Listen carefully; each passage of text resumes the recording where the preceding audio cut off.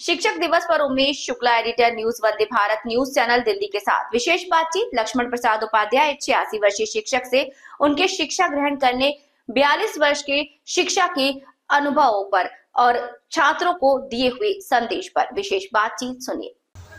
दर्शकों नमस्कार, मैं उमेश शुक्ला, एडिटर वंदे भारत न्यूज के लिए। दर्शकों, आज शिक्षक दिवस है। पूरे विश्व के लिए, दुनिया के लिए, भारत के लिए तो बहुत महत्वपूर्ण दिन है शिक्षक दिवस। और भारत में शिक्षकों का अपना एक बड़ा महत्व है। हमारी सनातन जो परंपरा है उसमें गुरु परंपरा को बहुत ही सर्वोपरि स्थान दिया गया है। आज हम जबलपुर के सिहोरा में हैं और सिहोरा में हम शिक्षक दिवस में शिक्षक की क्या अपनी प्रेरणा है, शिक्षक का क्या संदेश है, शिक्षा व्यवस्था कैसी हो, शिक्षा व्यवस्था पहले कैसी थी और जो आज, उन सब छोटे छोटे विषयों पर हम चर्चा करेंगे। हम सिहोरा में शिक्षक सेवानिवृत्त शिक्षक लक्ष्मण प्रसाद जी उपाध्याय, जिन्होंने 42 वर्ष तक शिक्षा विभाग में सेवा दी है, शिक्षा से लेकर प्रधान अध्यापक के दायित्व उन्होंने अपने शिक्षा काल में, अपने शिक्षण कार्य में निभाए हैं। उनसे हम बात करते हैं। लक्ष्मण प्रसाद जी नमस्कार। नमस्कार। वंदे भारत न्यूज चैनल में आपका स्वागत है। वंदे भारत चैनल का मैं स्वागत करता हूँ, धन्यवाद आपको। हम आज शिक्षक दिवस में आपसे जानना चाहते हैं कि आपने जो शिक्षण कार्य है और जो आपने शिक्षा ग्रहण की, उन कुछ परिस्थितियों के बारे में और कहाँ से आपने शिक्षण कार्य शुरू किया, थोड़ा सा हमारे दर्शकों को बताइए। शिक्षण कार्य मैंने पहला जो विद्यालय था मेरा, प्राथमिक विद्यालय मंदोवर, जबलपुर जिले में ही है जी। वहाँ लगभग मैं 10 महीने रहा जी। और वहाँ उसके बाद फिर सिहोरा आ गया था जी। सिहोरा में ही 2 विद्यालयों में, एक माध्यमिक विद्यालय है सिहोरा में, पूर्व माध्यमिक विद्यालय के नाम से जाना जाता है जी। उसमें 12-13 वर्ष तक रहा। उसके बाद 1972 में मैं आ गया था ये हाई स्कूल जी। इसमें 85 तक रहा और 85 के बाद फिर मेरा यहाँ से ट्रांसफ़र हो गया था माध्यमिक विद्यालय फनमानी जी। और उसके बाद 2 वर्ष के बाद फिर प्रमोशन हुआ तो सिवनी जिले के लखनऊ में मैं ट्रांसफ़र किया गया। और अंतिम सेवानिवृत्ति आपकी कहाँ से हुई? अंतिम सेवानिवृत्ति मेरी हुई है प्रधान अध्यापक माध्यमिक विद्यालय खितौड़ा पड़वार, जबलपुर जिले में स्थित है। जी। कुल कितने वर्ष आपने शिक्षण कार्य किया? शिक्षण कार्य मेरा 42 वर्ष का है। जी। और आपकी शिक्षा कहाँ तक? शिक्षा मेरी BA तक है। कब किया था आपने स्नातक? स्नातक मैंने 80 के पहले किया। अच्छा।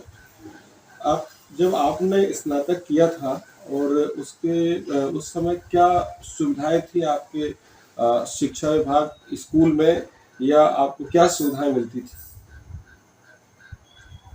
सुविधाएं तो आज जो हैं उपलब्ध हैं जी। वो सुविधाएं तो पहले नहीं थी कुछ ऐसी। जी।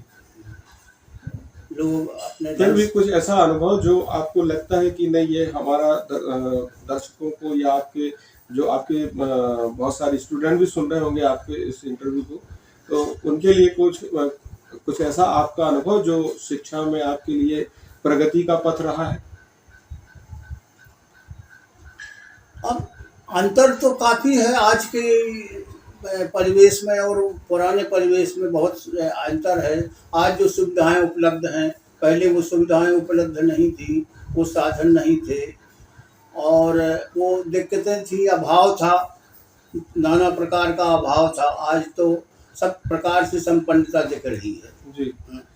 क्या कठिनाइयां थी आपके शिक्षा काल में जब आपने शिक्षा ग्रहण की थी? उस काल में बहुत सारे अभाव थे। लोगों को ढंग से कपड़े पहनने को नहीं मिल पाते थे, फीस की व्यवस्था नहीं रहती थी, जूते चप्पल नहीं रहते थे, पैदल जाना पड़ता था 3-3, 4-4 किलोमीटर दूर। और आज तो सारी सुविधाएं उपलब्ध हैं। आपने जब शिक्षा ग्रहण कर रहे थे, आप जब शिक्षण कार्य में आप आए थे, उस समय आपको साइकिल या आने जाने के लिए कोई साधन थे क्या आपके पास? कोई साधन नहीं था, पैदल जाता था मैं। आपने पूरी शिक्षा और शिक्षण कार्य दोनों क्या पैदल ही आ जा करके करी? नहीं, पैदल तो नहीं की, कुछ ऐसे स्थानों में रहा मैं हूँ कि जी। बाहर नहीं जाना पड़ा। लेकिन कुछ स्थान बहुत सारी 2-4 जगह ऐसी रही जहाँ मैं साइकिल से जाता था। अच्छा। साइकिल का शुरू कर दी थी फिर मैं, अच्छा, अच्छा, साइकिल से चलता था। अच्छा। यहाँ से पनमानी जब मैं था पर साइकिल से ही जाता था। और और आपकी जो जो शिक्षण कार्य आपने किया 42 वर्षों तक, वो नौकरी आपने पूरी साइकिल में ही करी? नहीं, बाहर जब दूसरे बाहर की स्कूलों में रहा हूँ तब मैं तो साइकिल ही से जाता था। लेकिन 25 वर्ष की सेवा तो मेरी सिहोर पर की है। अच्छा। तो बाहर से साइकिल जाने आने का है ही नहीं है। जी। बाहर जैसे लखनऊ में रहा तो वहीं रहा हूँ, साइकिल से जाने आने की कोई बात नहीं थी, वहीं रहा हूँ। जब दूर दराज के स्कूलों में था तब यहाँ से जा सकता था अगर मैं, तो साइकिल से जाता था। मतलब वो एक आपका दौर था, आपका समय था वो जब संसाधनों की बहुत कमी हुआ करती थी। उस दौर में आपने जो शिक्षा ग्रहण करी है या जो शिक्षण कार्य किया है वो चुनौती था। तो बिल्कुल। कोई ऐसा वाक्य याद है आपको जिसमें आपको शिक्षण कार्य कराने में बहुत चुनौती थी या शिक्षा ग्रहण करने में बड़ी चुनौती थी? और चुनौती भरा समय तो था ही वो। लोगों के पास खाने का नहीं, नहीं। आपकी कोई ऐसी कोई वाक्य आपको याद है जो आपके लिए कठिन रहा हो, चाहे वो आपका नौकरी काल का विषय रहा हो या आपका जब आपने शिक्षा ग्रहण की उस समय का कोई ऐसा कोई अनुभव, कोई वाक्य याद है आपको? ऐसी कोई घटना तो ऐसी नहीं है गंभीर जो बताने लायक हो, समझने लायक हो। लोगों के लिए शिक्षाप्रद हो? हाँ, तो शिक्षाप्रद तो ऐसी कोई बात घटना नहीं है कि बताई जा सकती है। अच्छा, अभी आपके समय में संसाधन तो कुछ नहीं रहे, शिक्षा देने के लिए भी और शिक्षा लेने के लिए भी दोनों समय आपके एक सा ही रहा होगा, है ना? 2001 में मोबाइल वगैरह तो आ गया था, लेकिन मोबाइल की आज क्रांति। आज जो शिक्षा चल रहा है, जो शिक्षा कार्य लोग स्कूलों में कराया जा रहा है वो स्मार्ट क्लासेस है, ब्लैक बोर्ड नहीं है, स्मार्ट बोर्ड है और डिजिटल है। तो उस समय जो बिना संसाधन की जो शिक्षा थी और जो आज की जो डिजिटल समय की जो शिक्षा है, ये इसमें इस अंतर को आप क्या समझते हैं, क्या कहते हैं कि क्या होना चाहिए? आज की शिक्षा में और पुरानी शिक्षा में अंतर ये है कि पहले जो व्यवहारिक ज्ञान जो मिलता था, जी। प्रैक्टिकल जो करते थे लड़के, जी। आज प्रैक्टिकल करने की जरूरत उनको नहीं दिखती है क्योंकि ऐसे साधन हैं, जी। मोबाइल है और दूसरे साधन हैं। तो लेकिन उनको वैसा व्यवहारिक ज्ञान नहीं मिल पा रहा है। न लेख लिख सकते हैं वो, और पहले शुद्ध लेख की व्यवस्था थी। जी। शुद्ध लिखना नहीं, किसी को अगर आप देव लेख लिखने के लिए तो न जाने कितनी गलतियां निकल आएंगी उसमें। अच्छा। लेकिन ये इसका अभ्यास है नहीं, पहले ये अभ्यास था, जी। ये कराया जाता था, जी। इसलिए परिपक्व निकलते थे लड़के, जो भी निकलते थे। जी। आज वो कमी है, व्यवहारिक ज्ञान की जो कमी है, जो पहले प्राप्त होता था आज वो प्राप्त नहीं है, इसलिए कि इस प्रकार के साधन उपलब्ध हैं। डिजिटल जो आज का जो डिजिटल युग चल रहा है, जो शिक्षा नीति में बहुत सारे परिवर्तन आए, तो आपको क्या लगता है कि आपके समय में स्वाध्याय, स्वलेख, शुद्ध लेख, वो जो लिखना पढ़ना जो स्वयं के विवेक से लिखा जाता था, और आज जो डिजिटल टाइम में जो मोबाइल पे या स्मार्ट बोर्ड में या स्मार्ट टैब आ गए हैं, टैब में पढ़ाया जाता है, तो आपको क्या लगता है कि ये डिजिटल टाइम जो है ये शिक्षा बेहतर है या स्वाध्याय स्वलेख की स्वयं जो छात्र पढ़ते थे और शिक्षक पढ़ाते थे वो ज़्यादा जरूरी है? क्या जरूरी है ज़्यादा? देखिए, उस समय क्या है, जो स्टडी करते थे बच्चे, जी। जो तैयारी करते थे, जी। लेख लिखते थे, जी। पढ़ते थे, जी। तो उस पर वो आगे लिखने के लिए, पढ़ने के लिए, बोलने के लिए सक्षम थे। अच्छा। आज किसी माध्यम से आपको कुछ सिखाया जा रहा है, पढ़ाया जा रहा है, जी। तो उसको आप भूल सकते हो। अच्छा। उतना याद आपको नहीं रह सकता है जी। जितना संभव है। लेकिन पहले की जो तैयारी थी, जो तैयार हुए आप, जी। तो उसको बराबर करते जाओगे उसमें कोई चूक ना होगी। अच्छा अच्छा, मतलब आप पुराना जो स्वाध्याय स्वलेख और शुद्धलेख की जो व्यवस्था थी वो छात्र खुद करते थे और शिक्षक खुद कराते थे। हाँ तो शिक्षक का भी कंठस्थ होता जाता था और हाँ साथ में छात्र का भी वो, आप स्वाध्याय को ज्यादा महत्व दे रहे हैं। हाँ, स्वाध्याय था उसमें वो मनगढ़ंत बोला जाता था लड़कों के, खड़े हो जाओ 5 प्रश्न हम कर रहे हैं, तो वो इस तरह से उनको वही के तर्क शक्ति पैदा होती थी। जी। लेख लिखने के लिए दिया जाता था, शुद्ध लेख लिखने के लिए जी। और नकल करने के लिए दिया जाता था। तो ये सब प्रथाएं अब समाप्त हैं प्राय, ये तो प्राइमरी स्कूल में थी, तो वो वहीं से सब गड़बड़ियाँ चल रही। मतलब आज जो शिक्षा व्यवस्था है उससे आप सहमत नहीं? नहीं, वैसा नहीं हूँ मैं, जैसा कि अब 5वीं क्लास के बच्चे से आप पूछो, कोई गिनती पूछो या पहाड़ा पूछो या कोई गणित पूछो, जोड़ने घटाने का, वो ना बता पाएगा।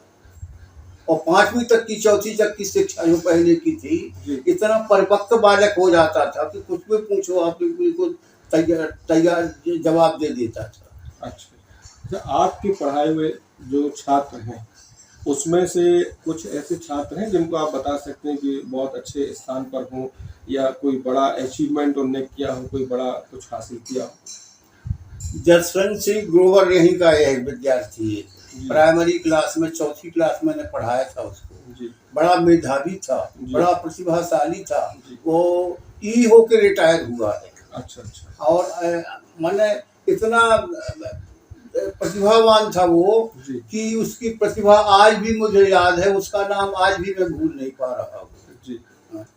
एक विद्यार्थी और मुझको मिला था लखनऊ में, गौरव द्विवेदी, वो भी इसी प्रकार का था। अच्छा अच्छा। हाँ, उसको भी मैं याद रखता हूँ हमेशा, गौरव द्विवेदी। अच्छा अच्छा।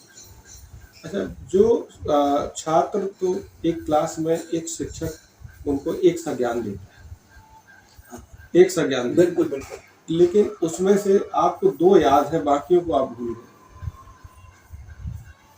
नहीं, अब शिक्षक को किसी प्रकार का भेद था वो कि उसकी प्रतिभा आज भी मुझे याद है, उसका नाम आज भी मैं भूल नहीं पा रहा हूँ। जी। हाँ, एक विद्यार्थी और मुझको मिला था लखनऊ में, गौरव द्विवेदी, वो भी इसी प्रकार का था। अच्छा अच्छा। हाँ, उसको भी मैं याद रखता हूँ हमेशा, गौरव द्विवेदी। अच्छा अच्छा।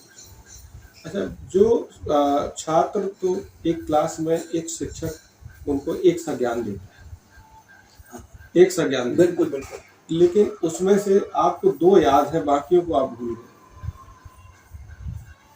नहीं, अब शिक्षक को किसी प्रकार का भेदभाव तो नहीं कर पाता है, लेकिन कौन कितना ग्रहण कर पाता है। मैं भेदभाव की बात नहीं कर रहा हूँ, मैं तो ये कह रहा हूँ कि जो आपको 2 नाम याद है, आपने 42 साल में तो मुझे लगता है 1 लाख से अधिक छात्रों को पढ़ाया होगा, पर इस संख्या, बड़ी संख्या में सिर्फ आपको एक अंकगणित का एक नहीं, और भी है, ऐसा नहीं है, और भी है।